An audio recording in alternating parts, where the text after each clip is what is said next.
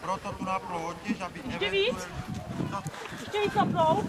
Ještě trošku by to mohlo být. Ale tohle šlo. No, jenom právě ještě to odešlo.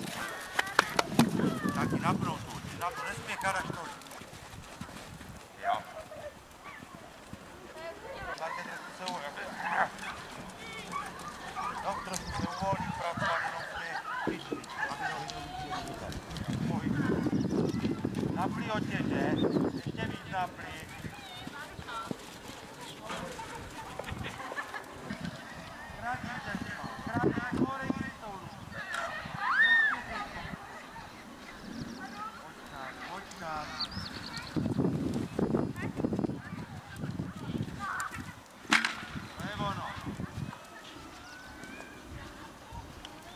Zase ten rytmus.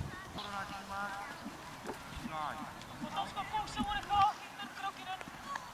Už bylo zase trošku k tomu, ale tohle mohlo být, jo. Tohle může být. Tam nebyl nějaký větší problém. Ani ze vzdálenosti tak nepovím. Neprodlužu, to je ono.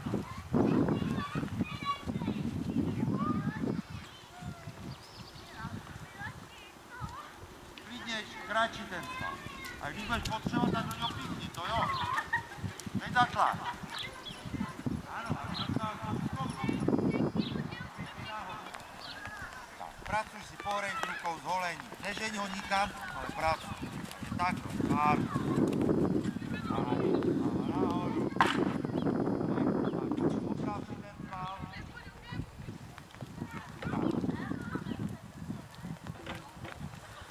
Pracuj si, pracuj si.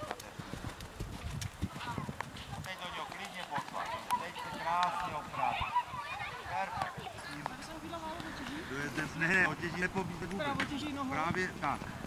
To možná tady mohlo být víc, tam je tu ruku nechali myši, protože taky byla zavřena. Takže ty ruky možná bylo snížit. No, ale jinak do vedení to všechno bylo dobré. Oprav si ten sval, ať si k tomu skoku víc dojede.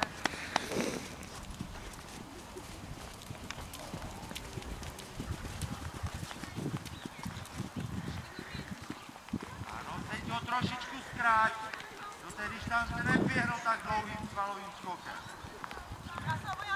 Celý si kroužek a zkráť si ho trochu, levá, pravá, trošku zkráť.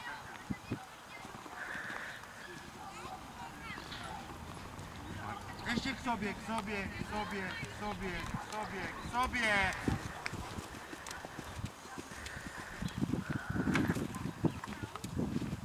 Tak.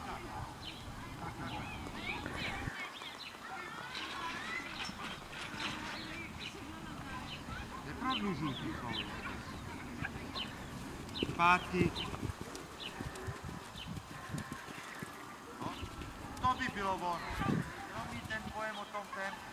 A vidíš, furt to vychází, furt za hlavu. Prostě musí být vážně.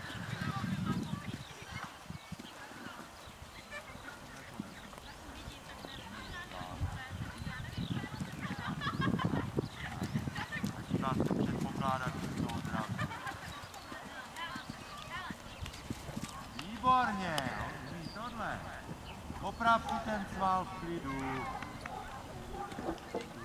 Zůstaň tak. Neprodlužuj. Zpátky. A holej.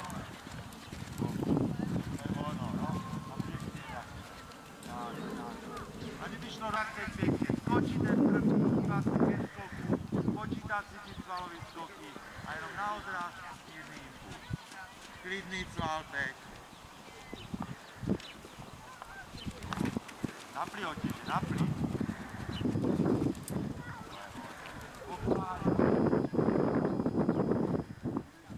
Super. No, a teď jste krásně, už víš přesně, jak to funguje.